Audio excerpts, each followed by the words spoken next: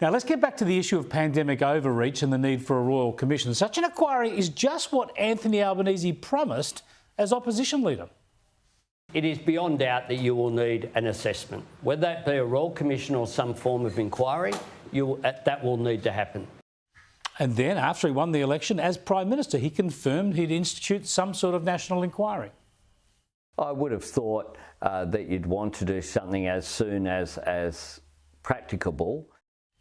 Well, 1 year on, we're still waiting. Let me bring in New South Wales Liberal Democrats MP John Ruddick. Thanks for joining us, John. Good evening, Chris. A Royal Commission. Albo promised it. Why haven't we seen anything yet? It took me half an hour of a Google search, Chris, to find 5 separate occasions over an 18-month period where Anthony Albanese, either as opposition leader or Prime Minister, emphatically said either a Royal Commission or an inquiry, but what other type of inquiry are we going to have? And do you know what's even worse? Katie Gallagher chaired a Senate committee that had released its report just before the last federal election, and that explicitly said we need to have a Royal Commission into our response to COVID. Now, Anthony Albanese was very in favour of it, as your viewers have just seen. It all stopped when we saw the last budget papers. There was no funding for it. And he was asked last Monday, well, where's the Royal Commission? And Anthony Albanese said, well, we'll have it when the pandemic's over. Well, I've got some good news for the Prime Minister. The World Health Organisation, those fearmongers in Geneva, have officially declared it over. So bring it on, Mr Prime Minister. Bring it on. Look, you're a state politician. This is important, right? Because to do this properly, you have to look at what the federal government did, yes, and you have to look at what all the state governments did. Now, surely the way to do that is to have concurrent royal commissions.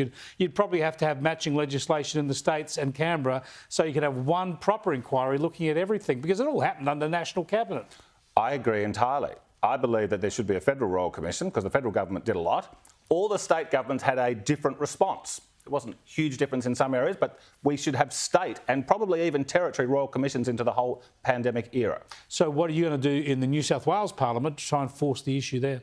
Oh, well, I'm certainly going to be agitating for a New South Wales-based Royal Commission into the government's response to COVID, all aspects of it. And what have you heard there? Because, I mean, there's been talk of various types of inquiries in some of the states, but no state has really launched a meaningful inquiry at this stage. It seems to be that both sides of politics almost just want to move on and put all these mistakes and successes behind us. I want to say something positive about Jacinda Ardern. One of the last things she did was she initiated a New Zealand Royal Commission into COVID, and good on her. So now we keep hearing that there's going to be future pandemics, Chris. Well, if that's the case, you've got to learn. Let's learn from the last one.